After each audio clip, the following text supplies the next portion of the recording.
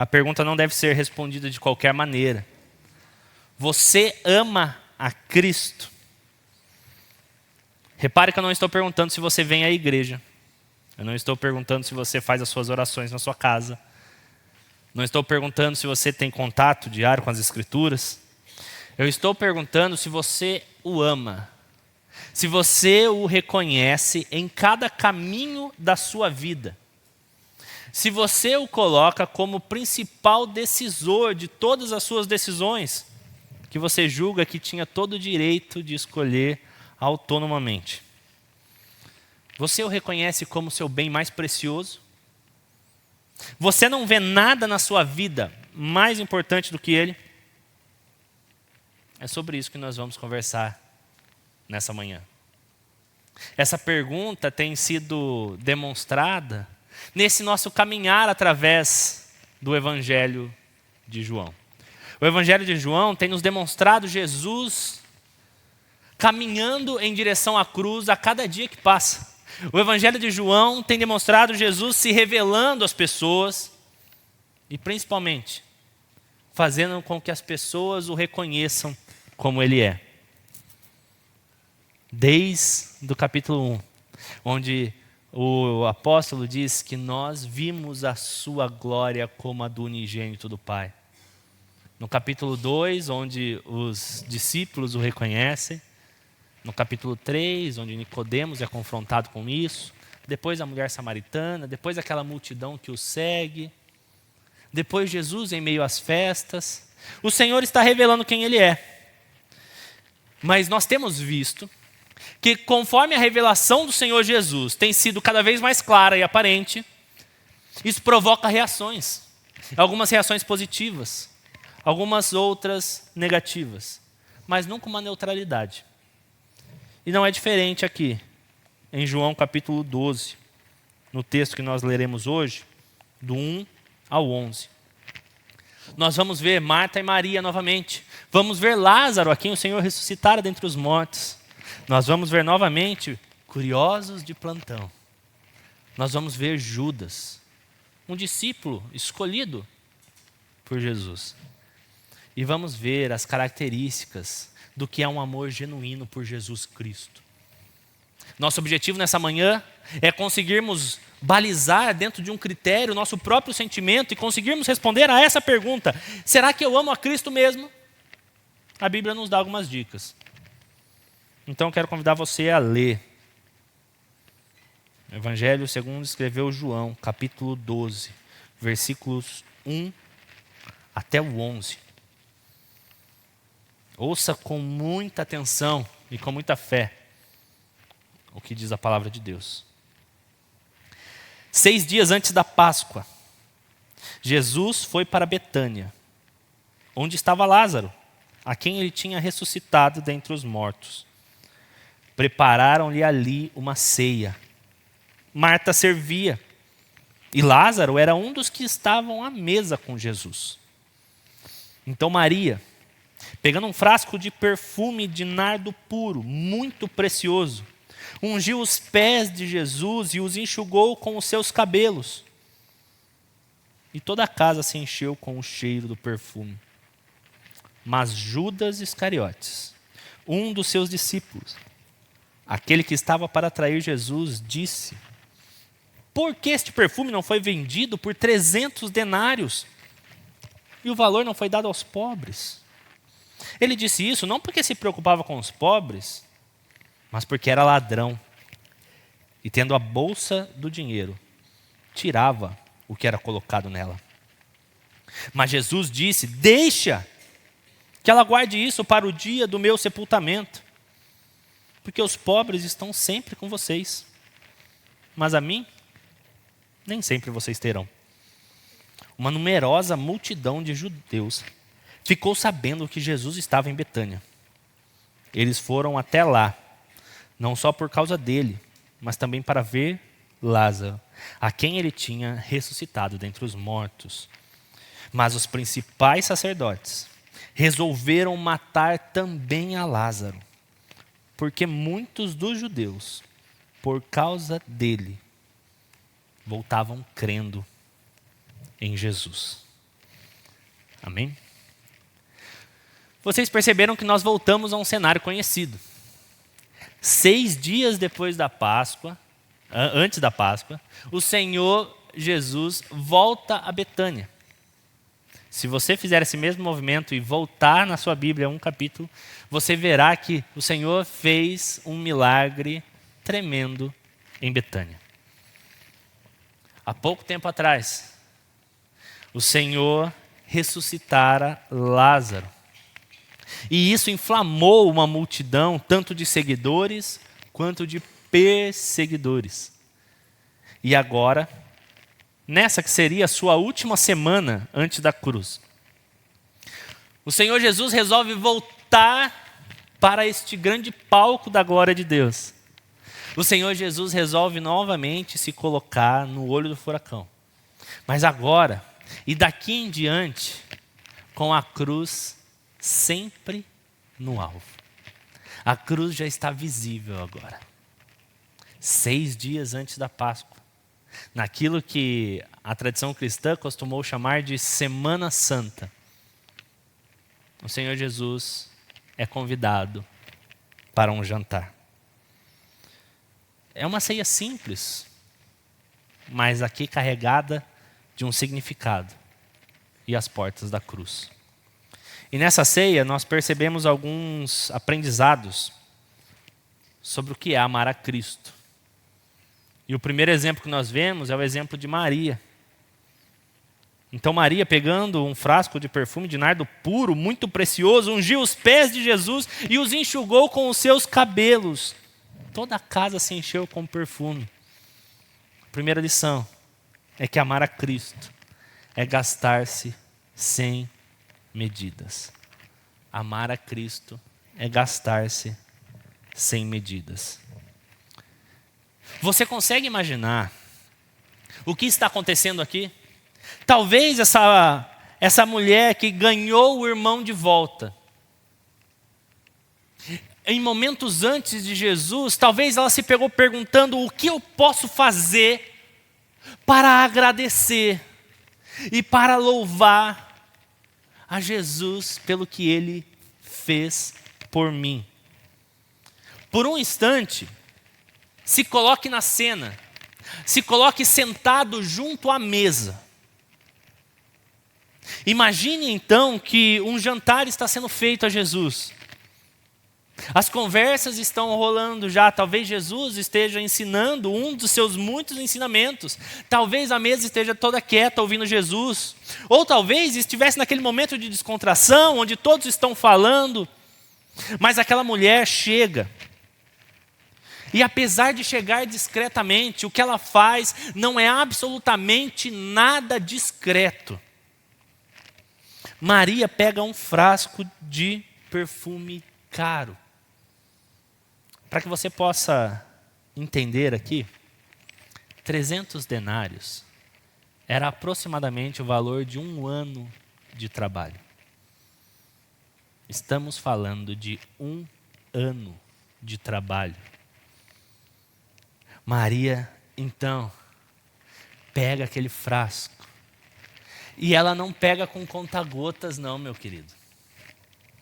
Ela não coloca um pouquinho e vai passando, não.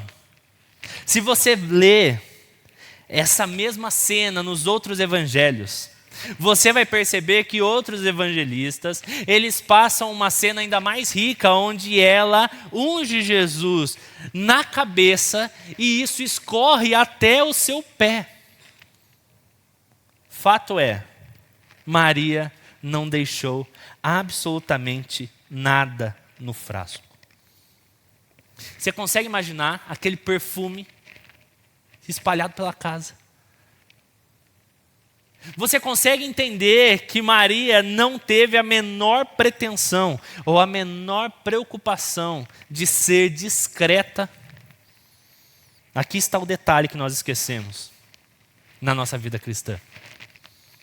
Maria jamais se preocupou com o custo da adoração que ela estava fazendo.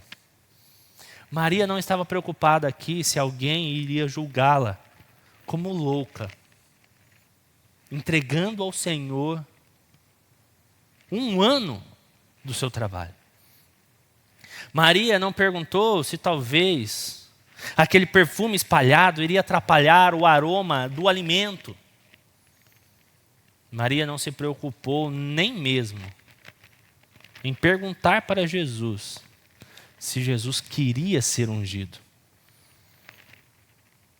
Amar a Cristo é saber gastar-se sem nenhuma medida, sem nenhuma restrição, sem nenhum cálculo. A minha pergunta para mim e para você nessa manhã: você ama Cristo? Amamos assim?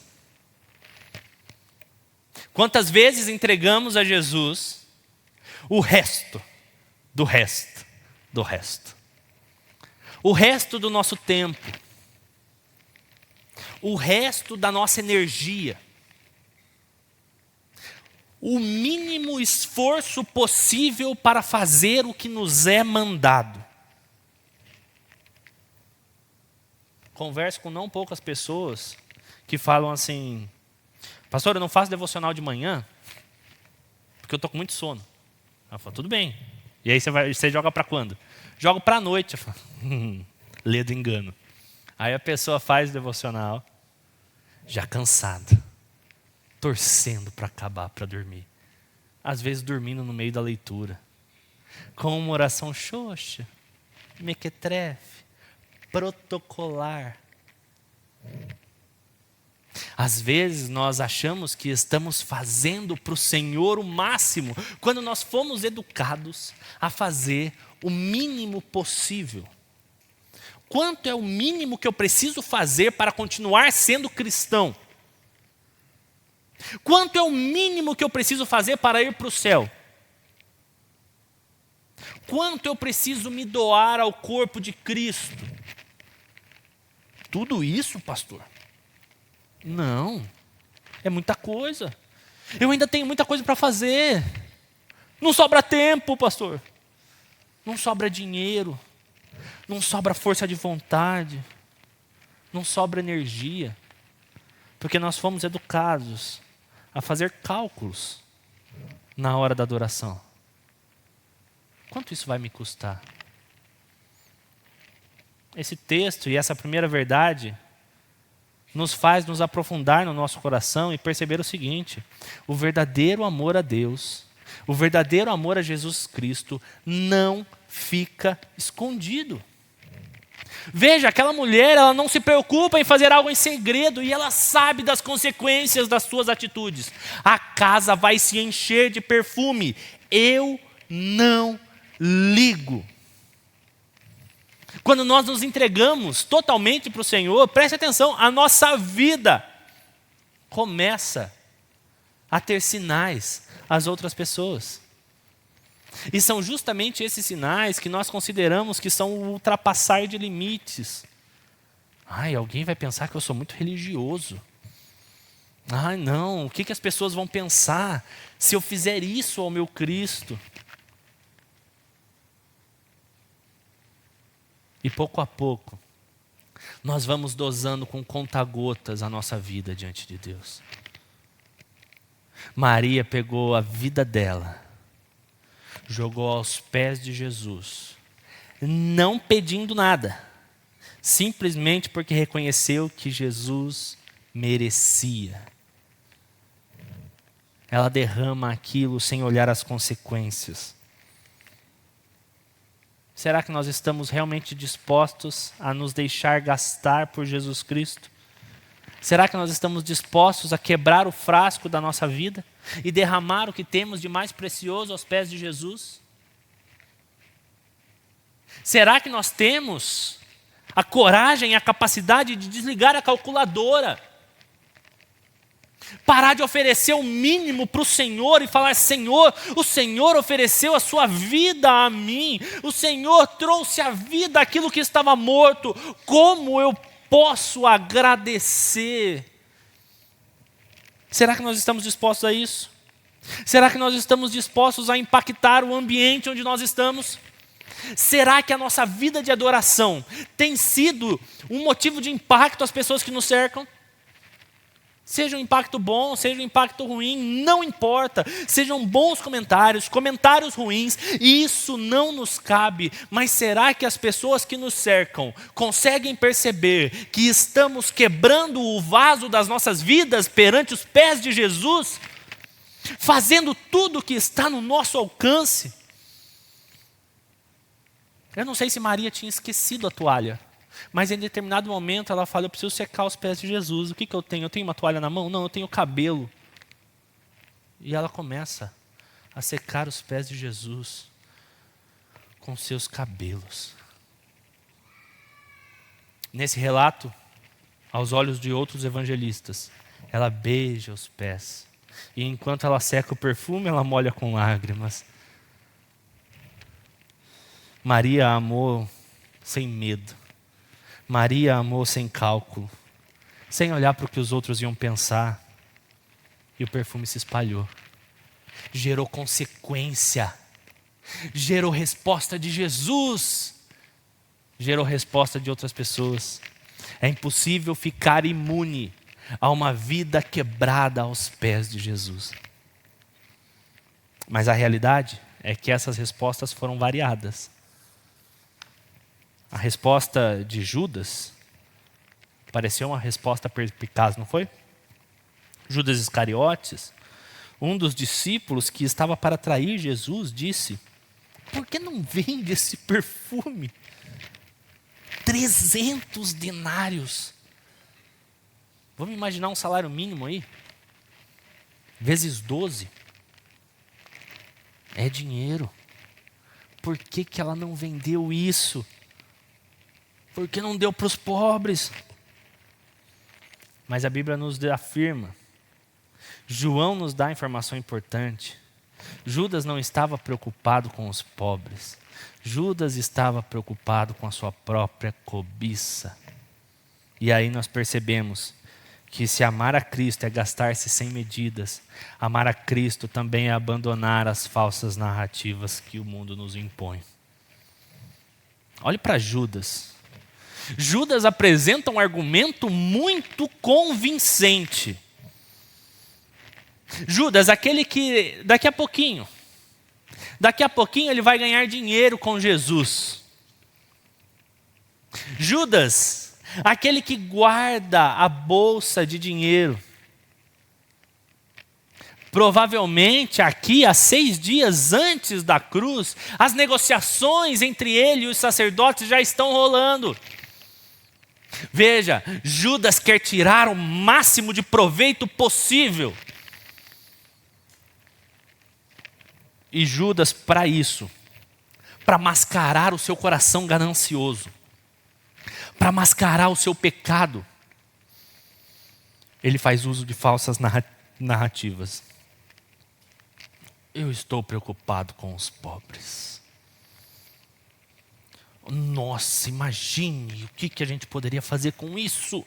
Nossa, quantos pobres conseguiríamos ajudar. Não é um motivo nobre? Não é um motivo, inclusive, moralmente superior? Desperdiçar isso com Jesus? Não, eu posso dar isso aos pobres. É uma coisa boa, não é? Mas João faz questão de nos expor o coração de Judas, para que nós não julgássemos Judas por isso, mas para que julgássemos o nosso próprio coração, para entendermos que às vezes nós entregamos o mínimo a Deus baseado em falsas narrativas. Pastor, eu não posso fazer tudo o que Jesus está me pedindo, porque eu preciso me dedicar ao meu trabalho. Eu preciso me dedicar ao meu trabalho. Eu preciso sustentar a minha família.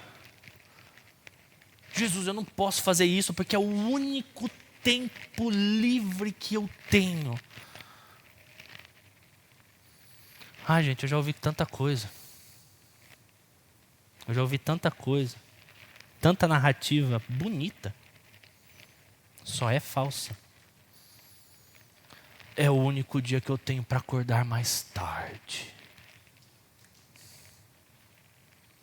Eu não posso fazer isso, pastor, senão vai mudar a dinâmica da minha família. Pastor, eu não consigo um momento a sós com Deus em casa, porque minha casa é pequena. Eu não consigo a sós, eu vou ter que ir no banheiro. Eu não tenho tempo para fazer isso. Um pastor americano famoso disse uma vez que as redes sociais serão as principais provas no dia do juízo final para mostrar a mim e a você que o problema não era falta de tempo.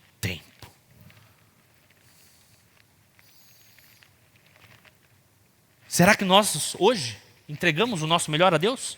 Como foi teu culto? Como foi a tua adoração? Cristo está falando com você hoje. Como está sendo a recepção da palavra de Deus pelo seu coração? Você está atento aqui à palavra de Deus? Sua mente está onde, meu querido? Você se derramou aqui? Como foi seu louvor? Você derramou-se diante de Deus? Quando foi te aberta a oportunidade de agradecer ao Senhor, você agradeceu ao Senhor por tudo que você tem recebido diante dEle? Quando foi aberta a oportunidade de louvar a Deus pelo que Ele fez na sua vida e por quem Ele é, você o fez de todo o coração? Se não, a pergunta é: qual narrativa você autorizou que o seu coração usasse para que você entregasse algo tão medíocre para o Senhor?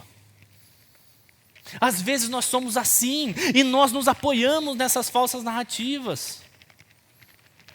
Às vezes nós não nos entregamos em louvor.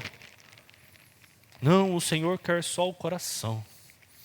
Já ouvi bastante isso também. O louvor pede para levantar a mão. Mas você fala: não, eu não vou levantar a mão não, porque o Senhor quer o coração. Tá bom. Teu coração se levantou? Me ensina como você faz para o seu coração se levantar e fazer para a sua mão ficar quieta. Quantas vezes eu faço isso, meus queridos? Quantas vezes eu faço isso? Amar a Deus é abandonar essas falsas narrativas e perceber que o Evangelho é radical. Palavra estranha para se usar hoje em dia, não é? Mas o Evangelho, preste atenção, meus queridos, o Evangelho é radical. Ele não aceita desculpa elegante. Ele não aceita história bonitinha. Ele não aceita as narrativas que eu crio para a mediocridade do meu louvor, da minha adoração e da minha vida devocional ao Senhor. Judas é o exemplo do que não fazer aqui. Disfarçar o pecado com um nome bonito. Disfarçar o pecado com virtude. Amar a Cristo exige esse discernimento. E preste atenção aqui, meus queridos. É momento de julgarmos o nosso próprio coração. É momento de nós colocarmos o nosso coração na balança, não um coração alheio, não o coração do irmão que está do seu lado, mas o seu coração, e dizer: estou do lado de Maria? Eu estou do lado de Maria? Eu estaria junto com Maria? Ou eu estaria junto com Judas falando: eu acho que o argumento de Judas é bom, hein, Maria? Nossa, você desperdiçou. Eu acho que Jesus vai te dar uma bronca, Maria. De que lado eu estaria, gente? Amar a Cristo exige esse discernimento.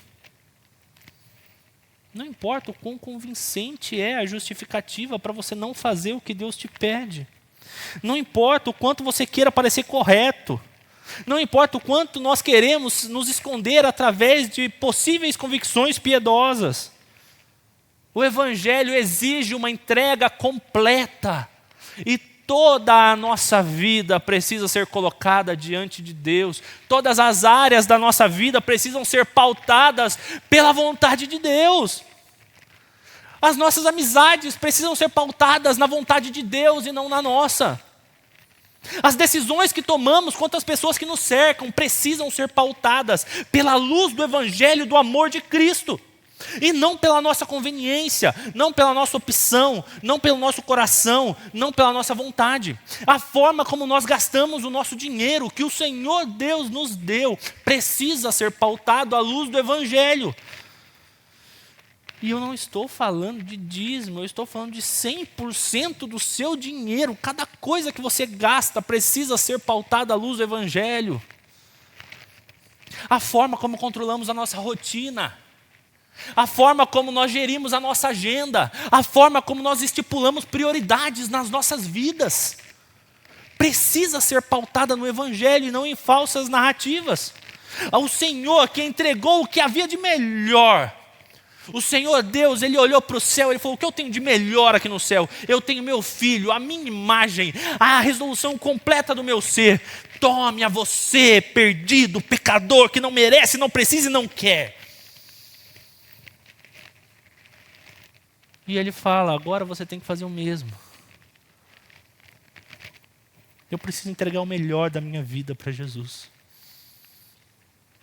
Eu preciso derramar tudo diante dEle. Percebeu o contraste? Um amor que não calcula e uma narrativa que não me faz calcular demais. Maria acho que nem sabia o quanto que estava custando, quanto que não estava custando. Ela não foi ver a cotação do dólar para ver quanto que ela conseguia pegar naquele frasco de perfume, não. Ela simplesmente julgou que Jesus era mais precioso que aquilo.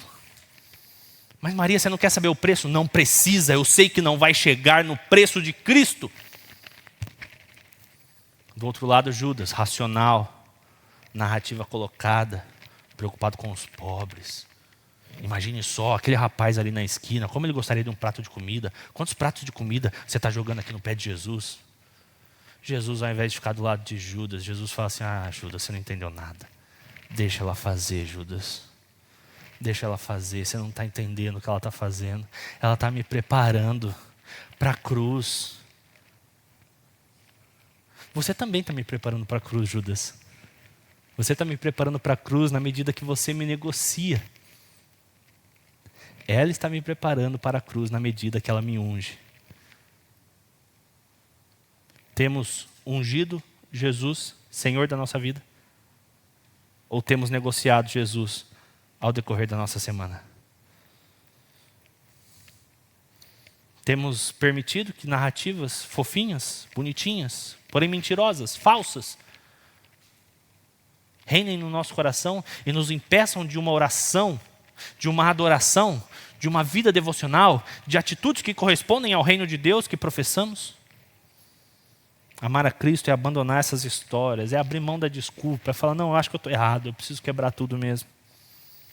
É viver um amor que queima, se derrama, se deixa gastar. Envolve a casa de perfume, afeta as pessoas à minha volta. Amar Jesus é não ter medo do custo que isso vai causar e do quanto você vai sair perdendo por causa disso. Bom, Jesus diz a Judas que ela estava fazendo uma boa obra. Judas sabia que ele não estava fazendo uma boa obra. Mas é interessante perceber o terceiro personagem dessa história. Lázaro. Uma numerosa multidão dos judeus ficou sabendo que Jesus estava em Betânia. Eles foram até lá não só por causa dele, mas para ver Lázaro, a quem tinha ressuscitado dentre os mortos. Maria já estava infectando, talvez não era essa palavra, mas exalando todo o perfume da sua adoração. Mas a Bíblia fala que a casa se encheu não só por causa do cheiro de Maria. O cheiro do que Maria estava fazendo afetou toda a casa. Mas eles não foram lá por causa de Maria, eles foram lá por causa de Lázaro. A notícia do que Jesus fez a Lázaro se espalhou. E agora a vida de Lázaro era uma pregação do evangelho desse Senhor Jesus Cristo. Imagine encontrar Lázaro no ponto de ônibus de Betânia. Tenta imaginar como que Lázaro ia puxar a conversa com essa pessoa. Sabia que eu morri?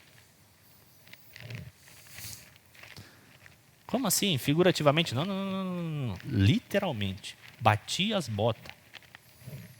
4 dias. Estava apodrecendo já. Imagine o que ele viu, o que ele não viu. Será que ele falou para a turma o que ele viu, o que ele não ouviu? Saí tudo amarrado, você acredita? Você consegue imaginar esse homem não conseguindo não falar disso? A ponto de chegar e falar assim: Lázaro, a gente já conhece a história. Eu sei que você morreu. E se você continuar falando, eu acho que você vai morrer de novo. Mas é exatamente isso que acontece. a notícia de Lázaro começa a se espalhar. A vida de Lázaro é reflexo do que Maria fez. Maria derramou o vaso aos pés de Jesus. E Lázaro agora derrama a vida dele diante de Jesus, falando assim, a minha vida agora, eu vivo para isso, para exalar o perfume de Cristo. Esse amor começa a atrair vida para casa. As pessoas começam a vir ver o Jesus que deu vida a Lázaro. Mas ao mesmo tempo, esse amor atrai morte. Porque as pessoas agora estão procurando a oportunidade de matar também a Lázaro. A realidade do amor de Cristo e a realidade de uma vida de amor a Cristo é que ela não consegue ficar silenciosa. O Senhor Jesus não tem agentes secretos. Não é discreto. Não se esconde na rotina. É uma vida que exala, é uma vida que incomoda. Para o bem ou para o mal, ela faz a diferença. É impossível ficar imune a uma vida de serviço e devoção a Cristo. Ou você atrai as pessoas para o amor de Cristo, ou você atrai as pessoas para fazerem com que você se cale. Mas uma coisa é certa, não tem como ficar indiferente. E aí eu olho para a minha vida e eu falo, quantas pessoas à minha volta estão completamente indiferentes a Cristo? Culpa de quem? Culpa de Cristo que fez pouco na minha vida? Ou culpa minha e do meu amor medíocre? Do meu amor contado? Do meu amor fracionado, racionado? Pergunte a você mesmo essa mesma coisa. Sua vida tem exalado esse perfume? Como é que é no seu trabalho?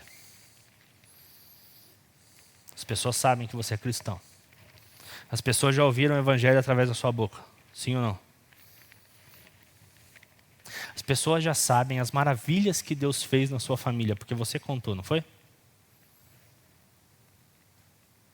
As pessoas já chegaram a ponto de ou dizer que quer viver isso que você vive, ou falar, por favor, fica quieto, está ficando chato. Você está atraindo vida e atraindo morte também. Você tem feito a diferença. Ou será que as nossas decisões têm o cheiro da conveniência do nosso dia? Aqui é conveniente que eu me cale. Melhor não falar. Sabe por quê? Senão eu vou perder. Olha a conta, a calculadora de Judas na cabeça. Se eu testemunhar de Jesus no meu trabalho, talvez eu seja perseguido, posso até ser demitido por justa causa. É melhor não, vou sair perdendo demais. Minha família sabe. Minha família sabe o que Jesus fez por mim. Eu tenho exalado esse perfume no almoço de domingo, na mesa. As pessoas falam, nossa, o que é isso? Tem alguma coisa diferente. E você fala, sou eu. Eu não consigo ficar quieto. Seus amigos sabem disso também. Você tem influenciado pessoas. A missão da igreja é essa. Meus queridos, a missão da igreja não é fazer grandes eventos. A missão da igreja não é fazer programações mirabolantes. A missão da igreja é testemunhar de Cristo por onde quer que formos só. O Senhor colocará no nosso caminho pessoas que, através do nosso testemunho, se achegarão querendo vida. E pessoas que falem, olha, esse testemunho me cheira a morte, eu não aguento isso. Tudo bem. O seu lugar é onde Deus te colocou. Nós fomos chamados para ser perfume nesse mundo, meus queridos. A pergunta que fica, ela é muito direta para nós e não tem muito rodeio. Nós temos sido. Nós estamos preparados para derramar a nossa vida, quebrar o vaso da nossa vida sem medidas e espalhar aos pés de Jesus e espalhar a fragrância por onde quer que formos. e vivermos uma vida que evoque perguntas, viver uma vida que evoque explicações. Me explica por que você faz isso, me explica por que você age assim, me explica por que você não age como nós agimos, me explica por que você é diferente. Não estou falando de uma vida que evoca a aprovação. Não é isso, porque você pode ser reprovado. Mas talvez a maior reprova seria uma vida que não provoca nada, não muda nada.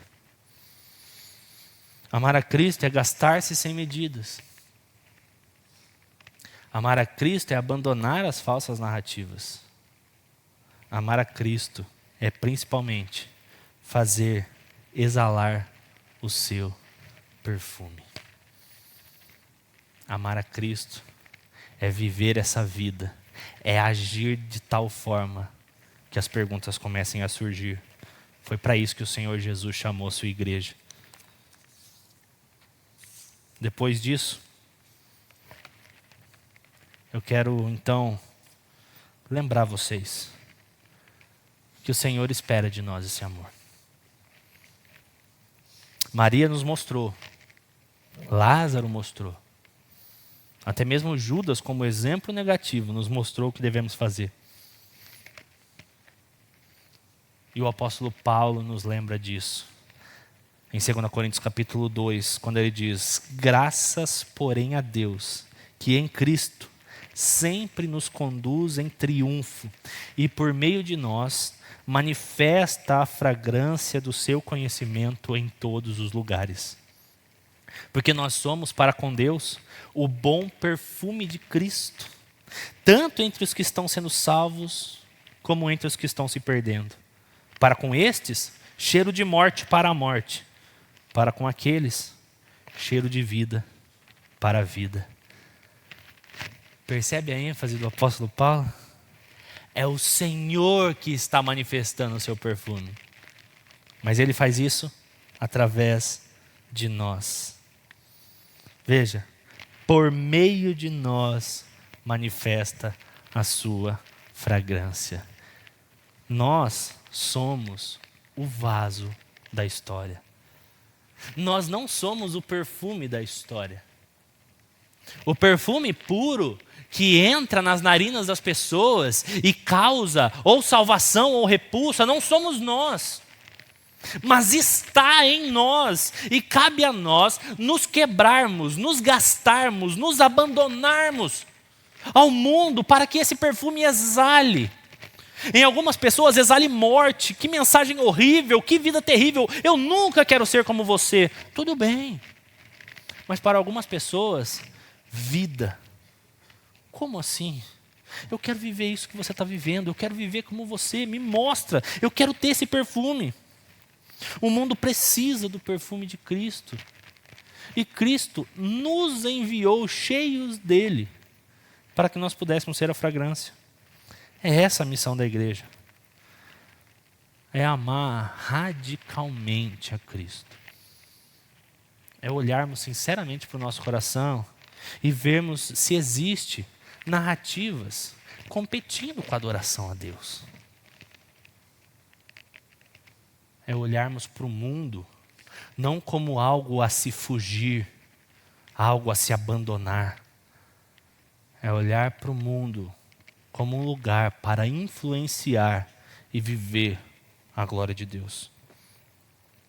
Exalar o perfume de Cristo por toda a casa é exalar o perfume de Cristo em todo o seu trabalho, em todo o seu lar, em toda a sua escola, no meio dos seus amigos. É exalar Cristo nos seus relacionamentos. É exalar Cristo no seu casamento. É exalar Cristo nos seus negócios, na sua planilha de Excel. É exalar Cristo na sua rotina, na definição real das suas prioridades de vida. É exalar Cristo entre seus filhos, entre seus pais. É exalar Cristo onde quer que formos, para que a casa esteja cheia. Vamos fazer isso, meus queridos? Eu quero convidar você a fechar os seus olhos, para que nós possamos pedir que o Senhor Jesus nos encha desse perfume.